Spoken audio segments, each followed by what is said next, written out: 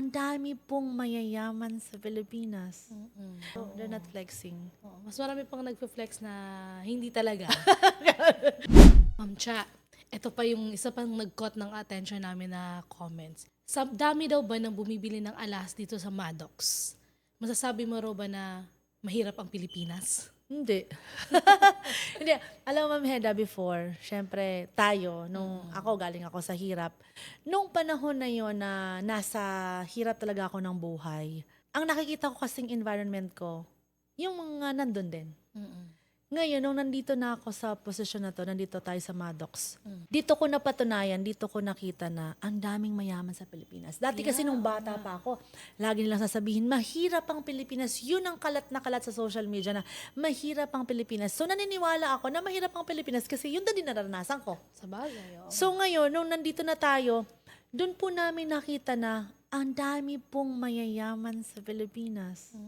Na they are very kind, they are very humble. Siguro, hindi lang sila talaga yung mga tao na mayabang, na mayaman ako, may pera ko.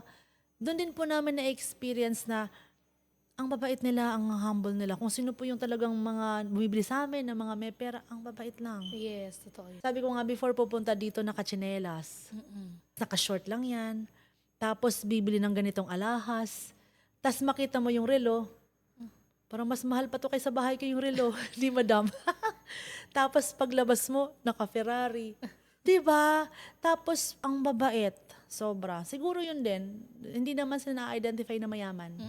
Tsaka yun nga, hindi naman nila kailangan mag-flex. Oo, Yung nila yaman kailangan nila. i-flex. No need. Hindi na nila kailangan eh. Yan yung mga taong nakita ko talaga, no? They're not flexing. Mas marami pang nagpe-flex na hindi talaga. Hindi po totoo. Mas marami pa yung nagpe-flex na hindi talaga. Tapos sila dito, parang, yun nga, pag sila, bilhin ko to, bilhin ko to, bilhin ko to, magkano? Bilisan mo, nagmamadali ako. Yung gano'n, di ba, no? Sana all ganun lang, no? Yung, Alam wala mo, namimili lang ng sibuyas, bawang. Okay, kunin ko to. Grabe, oo. Sisinigang ako. Totoo, di ba? Tapos, malaman mo, minsan may-ari sila ng isang kumpanya. No, they're very kind lang talaga.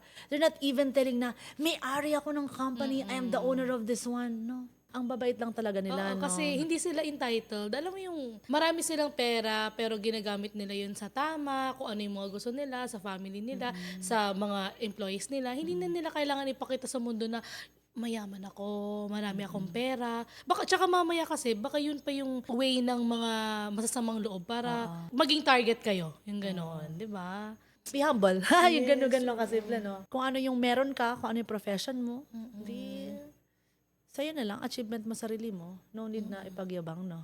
Yung pagyayabang po, yung sinasabi namin na finiflex ha, hindi yung finlex mo na pumunta kasi mas okay lang yun. Ano nyo yun? May mga nag-flex naman talaga na talagang pinaghirapan nila. Yun nakakatuwa. Oo. Yung makita mo na nag-flex sila because eto achievement ko for one whole year.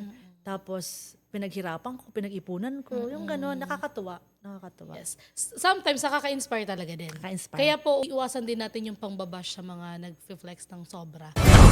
Beyond Maddox.